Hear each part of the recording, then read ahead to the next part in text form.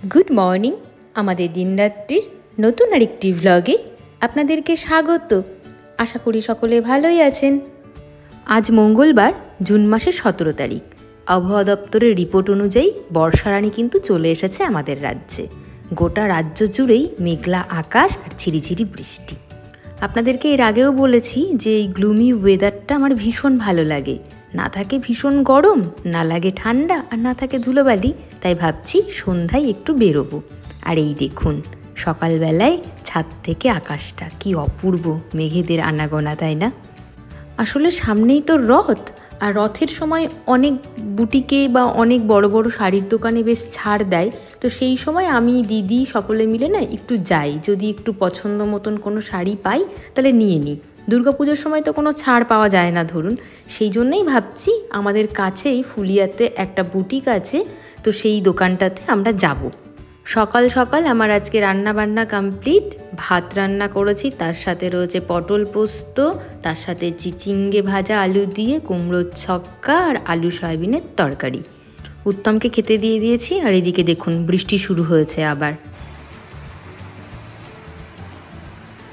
ফ্রিজে বেশ কিছু সবজি জমে গেছে, তো সেগুলোই ভাবলাম যে শেষ করতে হবে, না হলে এই বর্ষার ওয়েদার, তারপরে তো মাঝখানে কারেন্টও খুব জ্বালাচ্ছিল, সব নষ্ট হয়ে যাবে। তাই আজকে সব অল্প অল্প করে রান্না করে ফেলেছি। আর আগের দিন যে গ্রিন মুগগুলো আমি ভিজিয়ে দিয়েছিলাম, আজকে কি সুন্দর দেখুন তার শিকড় বেরিয়ে গেছে, স্প্রাউট পুরো রেডি। তো স্প্রাউটের একটা স্যালাড বানাবো। উত্তমকে বললাম, বললো ভাত খেয়ে আর এখন স্যালাড খাবে না, অল্প একটু স্প্রাউট দিতে, একটু গোলমরিচ, একটু লেবুর রস আর একটু বিট নুন দিয়ে ওকে দিয়ে দেবো, আর কিছু দেবো না। আর আমি আমার জন্য একটু স্যালাড বানিয়ে নেব। উত্তমকে দিয়ে দিলাম, ও বেরিয়ে যাচ্ছে। বাই। কি হলো, মুখটা ওইদিকে গেল না? আজকে এত ভালো কিছু খাবার খেতে গিয়ে বাবুমশাই ট্রেন মিস করেছেন, পরের ট্রেনে যাবেন, সেই জন্য একটু টেনশনে রয়েছে। যাই হোক, আমি আমার খাবারটাও নিয়ে নিয়েছি। আর এই দেখুন স্যালাড বানিয়েছি। টমেটো দিলে ভালো হতো, দিইনি। একটু শসা দিয়েছি, একটু চীনা বাদাম আর একটু কিশমিশ, আর গোলমরিচের গুঁড়ো, বিট লবণ আর লেবুর রস। আর এদিকে দেখুন পার্সেল এসেছে। অ্যাকচুয়ালি এই পার্সেলটা না আমাদের বাড়ির নয়, এটা মায়ের বাড়ির পার্সেল। মা উত্তমকে দিয়ে বেশ কিছু জিনিস অর্ডার করিয়েছিল। কি অর্ডার করিয়েছিল আমি ঠিক জানিও না। উত্তমকে ফোন করলাম, ও আমাকে বলল যে তেলের প্যাকেট অর্ডার করেছে মা অনেকগুলো, সেই তেলই এসেছে। 6 প্যাকেট তেল ছিল। আর বিলটা বিল ফোনে, যে ফোনে অর্ডার করেছে। আচ্ছা আচ্ছা, ঠিক আছে। মানে এখন আর এই বিল আসে না। যাই হোক, তেলগুলো তো নিয়ে নিলাম, কিন্তু জানেন তো একটা তেল না লিক আছে। আমি যখন নিলাম তখন ভালো করে দেখিনি, আর এখন কিছু করাও যাবে না। তাই আপনাদেরকে বলছি, আপনারা সব সময় কিন্তু এখন যেহেতু ওপেন করে প্যাকেট ডেলিভারি করে আপনার সামনেই, সেই জন্য দেখে নেবেন, ভালো করে খুঁটিয়ে খুঁটিয়ে দেখে নেবেন। যাই হোক, বিকেলের ছাদটা একবার দেখুন। এক পশলা বৃষ্টি হয়ে যাওয়ার পরে নির্মল ঝকঝকে আকাশ, আর চারপাশটা ডিপ সবুজ, অসাধারণ লাগছে দেখতে। এখন নিচে যাব, গিয়ে একটু চা খাবো। আর আমার ওই অলকানন্দা ফুলগুলো না ফুটে গেছে, এই দেখুন কি অপূর্ব না? 2 ধরনের মানে আর কি এর প্রজাতি হয়, আমি যতদূর জানি। হয়তো আরও অনেক প্রজাতি হয়। একটা বড় বড় পাতা, মানে অনেক লম্বা গাছ হয়, আর এটা ছোট ছোট পাতা টবে হয়। আর আমার সাদা গোলাপও না ফুটেছে, সেই ছোট্ট কুড়িটা। এই দেখুন, হনুমান কদিন ধরে আসছে না, তাই এরা এখনও আছে গাছে। চলে এসেছি নিচে, আর এই দেখুন বেলি ফুলও কিন্তু ফুটেছে। বেলি ফুল গাছ নিয়ে আপনাদেরকে 2টি টিপস দিই, যে বেলি ফুল গাছ যখনই এরকম ফুল হবে, তখনই না ফুলটা ঝরে যাওয়ার পরে মাথা থেকে হালকা করে কেটে দেবেন, তাহলে ওখান থেকে আবার ডাল গজাবে আর প্রচুর ফুল হবে কিন্তু ছোট গাছে। আর দেখুন আমার পুদিনা গাছটা, চলুন আপনাদেরকে পুদিনা গাছটা ভালো করে দেখায়। 3-4টে ডাল আমি পুঁতেছিলাম বাজার থেকে, যখন উত্তমকে দিয়ে পুদিনা পাতা কিনে আনিয়েছিলাম, সেই পাতা ডাল, তার থেকে দেখুন কত সুন্দর আমার গাছ হয়েছে। যাই হোক, বিকেলবেলায় একটু ইকিগাই নিয়ে বসেছি, তার সাথে একটু মাখানা আর একটু গ্রিন টি। এই মি টাইমটা আমার কাছে মহামূল্যবান, ভীষণ ভালো লাগে।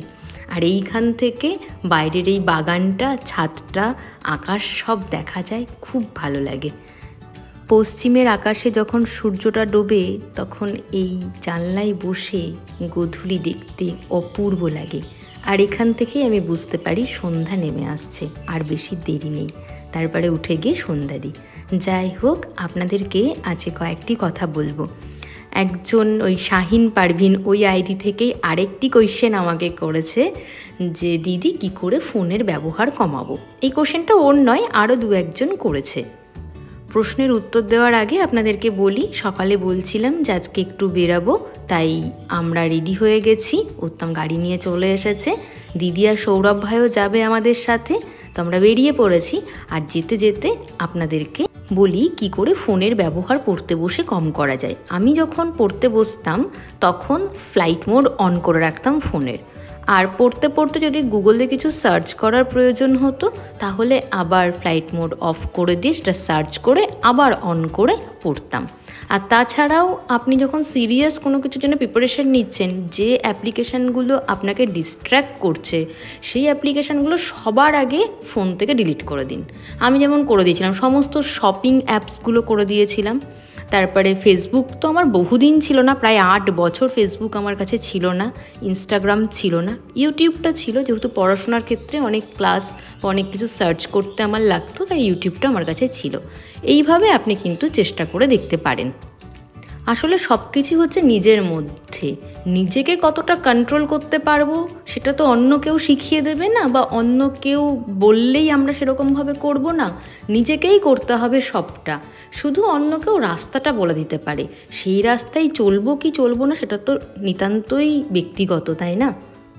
যাই হোক, আমরা যাচ্ছি এখন ফুলিয়াতে শাড়ির দোকানে যাব, মানে বুটিকটাতে। সেখানে শাড়ি পছন্দ হলে নেব, তারপরে ওখান থেকে শান্তিপুরে যাব আরেকটি দোকানে।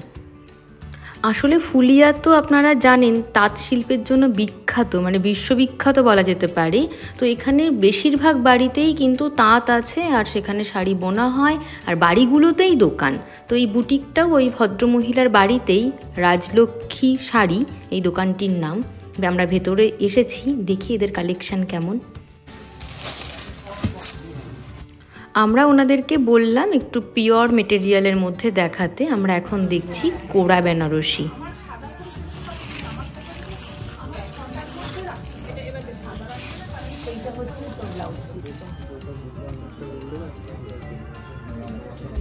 কিন্তু ভালো লাগছে পাটটা, যেহেতু টোটালটাই তোর গোল্ড। কি ভালো বিপিটা, এই বিপিটা আর একবার দেখাবে গো।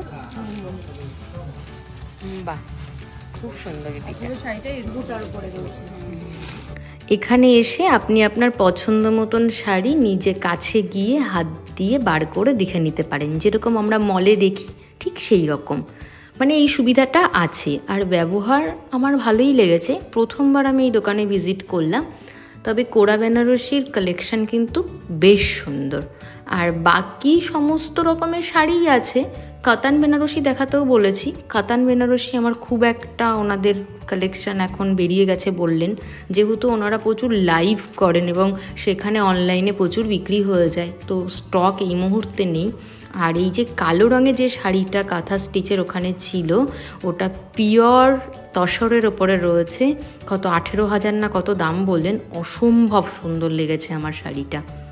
অনেক দিন ধরে ভাবছিলাম একটা পার্পেল শেডের শাড়ি কিনবো, কিন্তু একটা টেনশানও কাজ করতো যে আমার গায়ের রঙটা যেহেতু একটু চাপা, তো আমার কমপ্লেক্সানে এই পার্পেল শেড যাবে কি যাবে না।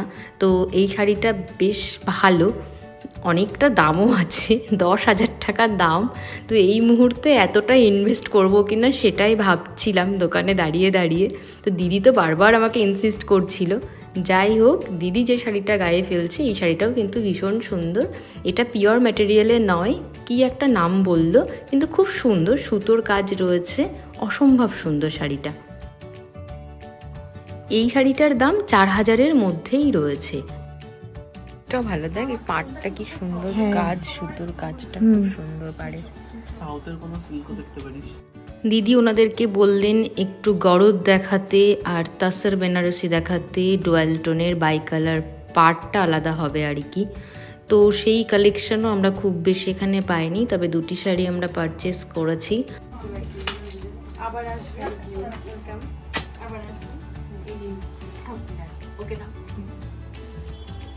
তবে নিজেদের জন্য শাড়ি কিনিনি, দিদি নিয়েছে ওর শাশুড়ি মায়ের জন্য একটি শাড়ি, ওর বাড়িতে অনুষ্ঠান আছে। আর আমি নিয়েছি মায়ের জন্য একটি শাড়ি। দিদির শাশুড়ি মায়ের শাড়িটা তো আমি দেখাতে পারবো না, তবে আমি যে শাড়িটা কিনেছি সেটা আপনাদেরকে বাড়িতে গিয়ে দেখাবো। আর এখন যাচ্ছি আমরা শান্তিপুর, সেখানে একটি দোকানে যাব। ওখানে ভাই একটা জুতো কিনবে, নতুন একটা স্টোর ওপেন হয়েছে, তো সেখানেই। তো সেখান থেকে কাজ সেরে তারপরে আমরা যাব রেস্টুরেন্টে। চলে এসেছি দোকানটার ভেতরে, কি সুন্দর সাজিয়েছে দেখুন, একদম আধুনিকতার ছোঁয়া। আর এই ধরনের ওয়ার্ম লাইট না আমার ভীষণ ভালো লাগে। এই দোকান থেকে আমার বিশেষ কিছু কেনার নেই, কারণ এটা ছেলেদের জন্যেই মেনলি।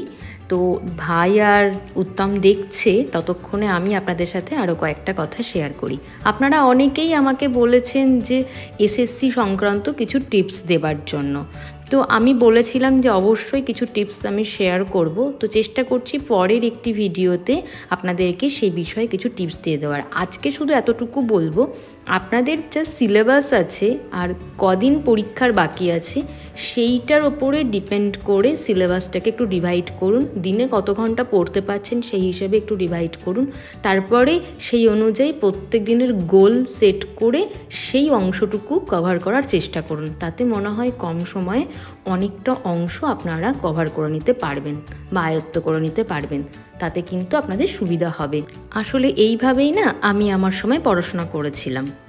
যাই হোক, আমরা রেস্টুরেন্টে পৌঁছে গেছি। আপনারা এই লোকেশনটা দেখে নিশ্চয়ই অনুভব করতে পেরেছেন যে এটা কোন জায়গায়। যারা পুরনো ভিউয়ার্স তারা তো জানেন এটি কুজিকুঠি। অসম্ভব সুন্দর, চারিদিকে এত গাছ, পুরো মনে হবে আপনি প্রকৃতির মাঝখানে আছেন, মনটা এমনিই ভালো হয়ে যাবে। তার থেকেও বড় কথা হলো এই রেস্টুরেন্টে আসার আরও একটি কারণ আছে। আমার সবসময় আমি এই রেস্টুরেন্টটাকে প্রেফার করি, সেই কারণটি আপনাদেরকে বলি। সেটা হলো, আপনি যদি শুধুমাত্র 1 কাপ চাও এখানে বিল করেন, তাহলেও কিন্তু ওনারা আপনাকে একটি গাছ গিফট করে। তো এখান থেকে 3টি গাছ অলরেডি আমি পেয়েছি। সেই গাছগুলো আমার বাড়িতে আছে, তারা এখন বেশ বড়সড়ও হয়ে গেছে। আর দেখি আজকে ওনারা কি গাছ দেন। মনে মনে তো আশা করেছি যদি একটা ইনডোর প্ল্যান্ট দেয় তাহলে খুব ভালো হয়। একটা প্ল্যান্টার বাড়িতে রয়েছে, ওর মধ্যে গাছটাকে রাখবো, দেখা যাক। আর আমি নিয়েছি ব্ল্যাক কফি উইদাউট সুগার, উত্তম নিয়েছে মিল্ক কফি উইদাউট সুগার, আর ভাই আর দিদি নিয়েছে চা।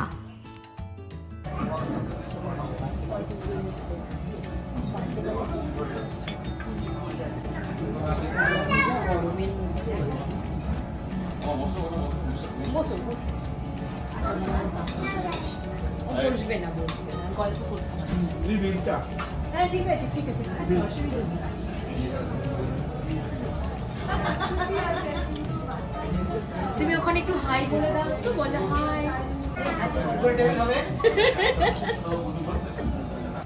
আর এই দেখুন, আমাকে কিন্তু একটা ইনডোর প্ল্যান্টই ওনারা দিয়েছেন, স্পাইডার প্ল্যান্ট। আপনি ব্যালকনিতেও রাখতে পারবেন, চাইলে ঘরের মধ্যেও রাখতে পারেন।